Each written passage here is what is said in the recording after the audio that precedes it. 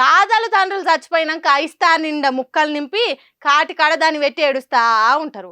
కానీ బతుకున్నప్పుడు కనీసం వాళ్ళ దిక్కు కూడా చూడరు. ఎన్నడు చచ్చిపోతాడో ఈ ముసలోడు ముసల్ది అన్నట్టు చూస్తారు. రేపో మాపో అన్నట్టున నీకు అది కావాలనా ఇది కావాలనా అని గునిపిస్తారు. ఎప్పుడు గుసుక్కుమంటే తులసి నీళ్ళు పోద్దామా అని ఎదురు చూస్తూ ఉంటారు. కానీ ఈ కొడుకుని చూడండి, తండ్రి కోసం తండ్రి సంతోషం కోసం ఏం చేసిండో.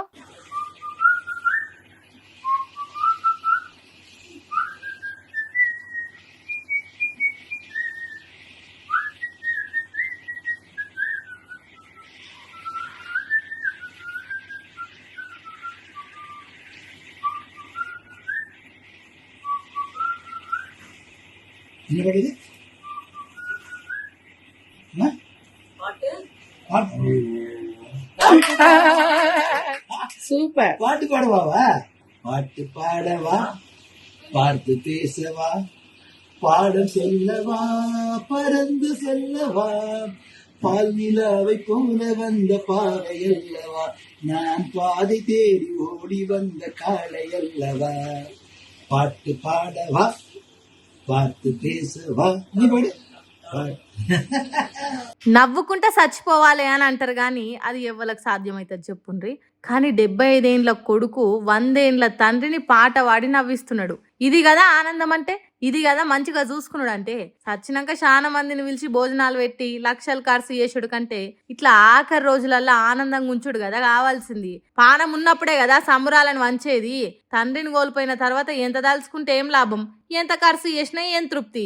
చూడుండ్రి, కొడుకు పాట పాడుతుంటే మంచం మీద వండుకున్న తండ్రి చేతులాడిస్తున్నాడు, పాటకు తగ్గట్టు పదాలు వలుకుతున్నాడు, బోసిపోయిన నవ్వులు నవ్వుతున్నాడు. ఇంతకంటే ఇంకేం కావాలి చెప్పుండ్రి ఓ తండ్రికి. ఏమిచ్చినావు నాకు, ఏమిచ్చినావు అని తండ్రులను తిడుతున్న కొడుకులకు ఈ వీడియో బుద్ధి వచ్చేటట్టే కొడుతున్నది. తండ్రి కొడుకుల బంధం అంటే సంపాదన, ఆస్తుల పంపకాలు, వీలునామాలు, సంతకాలని సంతలో సరుకుల తిరగ చూసే ఈ జనరేషన్ కు వీళ్ళు ఆదర్శంగా నిలబడుతున్నారు. ఇసోంటి కొడుకులు 100కో 1,00,00,000కో ఒక్కలుంటారు కావచ్చు, గాని మొత్తం సమాజానికి గొప్ప సందేశం ఇస్తున్నారు. వీళ్ళ వేసి తండ్రికి ఇష్టమైన పాట పాడి ఆనందంలో ముంచుతున్నాడు.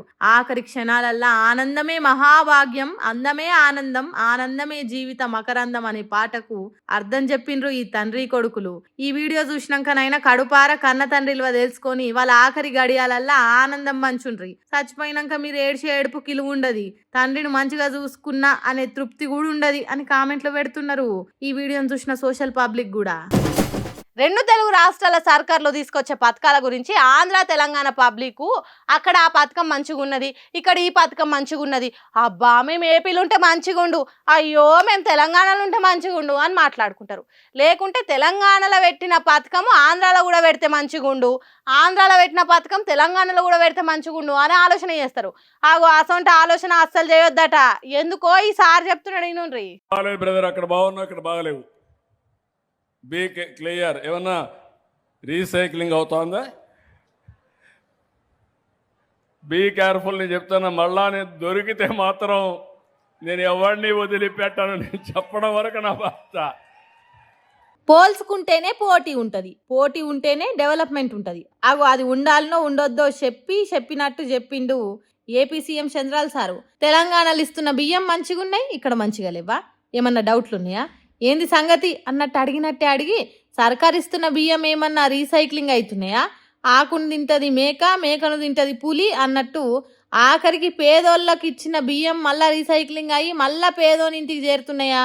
అట్లేమన్నా గోల్మాల్ జరుగుతున్నదా? Be careful. నేను చెప్తున్నా, దొరికితే మాత్రం ఎవ్వలను వదిలిపెట్టా అని గట్టి వార్నింగ్ ఇస్తున్నాడు.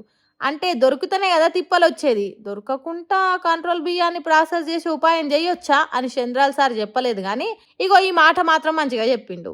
పేదవాడికి ఇచ్చే బియ్యం పేదవాడికే ఉపయోగపడాలి తప్ప రీసైక్లింగ్ చేస్తే మాత్రం ఎవరిని వదిలిపెట్టని మరొకసారి హెచ్చరిస్తున్నా, ప్రజలకు కూడా విజ్ఞప్తి చేస్తున్నా.